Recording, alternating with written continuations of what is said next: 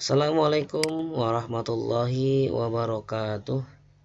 Bismillah walhamdulillah wassalatu wassalamu ala rasulillah Sayyidina Muhammad ibni Abdillah wa ala alihi wassahbihi wa wala wala haula wala quwata illa billah, amma ba'du. Anak-anakku sekalian kelas 2A and 2B, bagaimana kabarmu hari ini? Mudah-mudahan kita semua selalu dalam lindungan Allah Subhanahu wa taala dan selalu dalam keadaan sehat walafiat. Oke, hari ini kita akan belajar al-Islam ya dengan Pak Nain. Siapa yang sudah kenal dengan Pak Nain? Angkat tangan. Alhamdulillah. Sudah ada yang kenal, ada juga yang belum ya. Ya, memang di kelas 1 kemarin kalian Pak Nain belum sempat mengajar kalian ya. Tapi ada beberapa anak mungkin di kelas 1 yang kemarin sudah kenal dengan Pak Nain. Khususnya kelas 1A ya, karena kemarin Pak Nain sempat menjadi pembimbing sholat zuhur berjamaah di kelas mereka. Oke, hari ini kita akan belajar al-Islam dengan Pak Nain ya. Silakan kalian ambil buku diktat al-Islam kalian. Kalian buka halaman pertama ya. Sudah dibuka semua? Oke. Mari sebelum kita mulai belajar, let's say basmalah. Bismillahirrahmanirrahim. Baik, materi al-Islam kita hari ini kita akan membahas materi yang pertama di kelas 2. Apa itu? Sudah ada yang tahu belum? Ya, kita akan membahas materi tentang Asmaul Husna. Mungkin di kelas 1 kemarin kalian sudah pernah ya mendapat materi ini. Ya, alhamdulillah kalau seperti itu. Berarti Pak Nain tinggal melanjutkan saja ya. Di kelas 2 mungkin perbedaannya Asmaul Husna yang kita pelajari berbeda dengan di kelas 1 ya. Jadi di kelas 1 mungkin kalian sudah belajar Asmaul Husna Ar-Rahman, Ar-Rahim, Al-Malik, Al-Qudus dan lain sebagainya. Di kelas 2 insya Allah kita akan belajar Asmaul Husna yang lain ya. Kita bagi-bagi ya, kita belajar sedikit-sedikit. Karena kalau kita tahu jumlah Asmaul Husna ini sangat banyak. Kalau kita fokuskan semuanya dibahas, tentunya waktunya tidak cukup ya. Di kelas 2 1 tahun tidak cukup untuk membahas Asmaul Husna yang jumlahnya begitu banyak. Oke, Asmaul Husna ya, Asmaul Husna dan di bawahnya ada lafaz Allah ya, karena Asmaul Husna itu selalu identik dengan kata-kata Allah. Yang sudah tahu artinya mungkin bisa mengerti nih, Asmaul Husna terus ada lafaz Allah di situ ya. Nanti kita akan bahas ya. Oke, pertama tentang pengertian Asmaul Husna. Sudah ada yang tahu belum apa arti Asmaul Husna? Silakan, ayo jawab. Ya, itu masih ingat, alhamdulillah ya. Oke, Asmaul Husna itu terdiri dari 2 kata, yaitu yang pertama adalah Asmaul. Yang kedua adalah betul sekali Husna. Sudah ada yang tahu belum apa arti Asmaul dan apa arti Husna? Sudah? Wih, keren. Ya, arti Asmaul adalah nama-nama. Kalau kalian lihat buku latihan, buku tulis kalian di lembar pertama di bagian cover itu, di situ tertulis ismun garis miring nama. Ismun itu artinya nama. Nah, kalau di sini Asmaul karena dia jumlahnya banyak, makanya jadi artinya nama-nama ya. Yang kedua Husna. Husna artinya baik atau indah ya, sama dengan kata-kata ihsan atau hasan ya. Inti artinya sama. Sekarang coba kita gabungkan. Dari sini sudah kelihatan ya, apa arti Asmaul Husna? Ayo, siapa yang bisa jawab? Ya, betul sekali. Asmaul Husna artinya adalah nama-nama yang baik atau indah bagi Allah Subhanahu wa ta'ala. Alhamdulillah. Sekarang kita pengen tahu berapa jumlah keseluruhannya. Tuh, banyak kan? Ya, jumlah Asmaul Husna ada 99.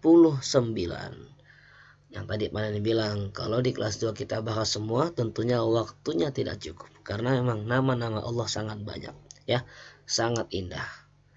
Dan kita disunahkan juga untuk memberi nama-nama anak-anak kita diambil dari kata-kata atau dari nama-nama Allah.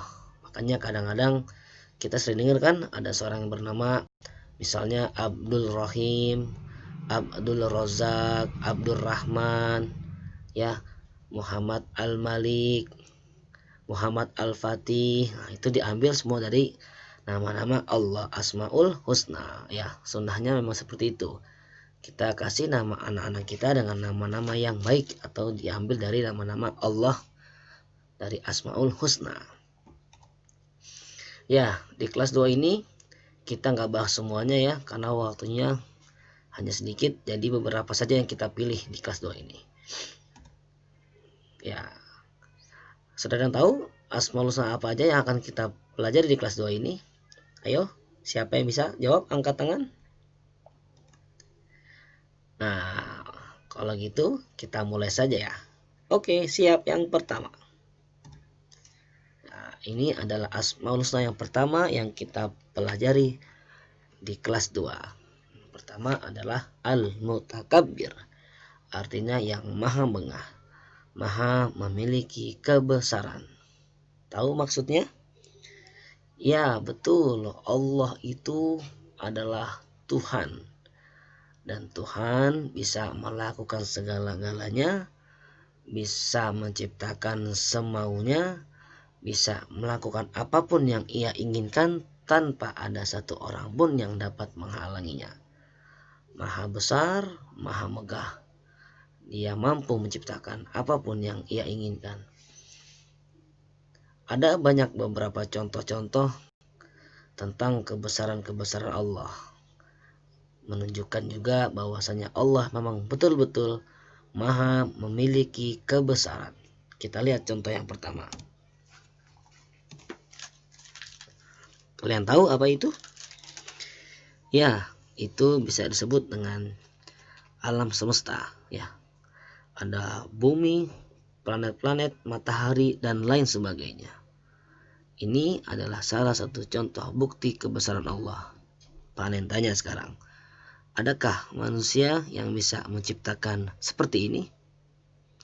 Ya, tentu tidak ada, karena kita manusia memiliki pengetahuan yang sangat terbatas, memiliki kemampuan yang sangat terbatas. Tetapi Allah tentunya tidak. Allah maha memiliki kebesaran. Apapun yang Allah inginkan itu mudah saja bagi Allah, dan apapun yang ingin Allah ciptakan tentunya bisa-bisa saja, ya. Ini contoh yang pertama.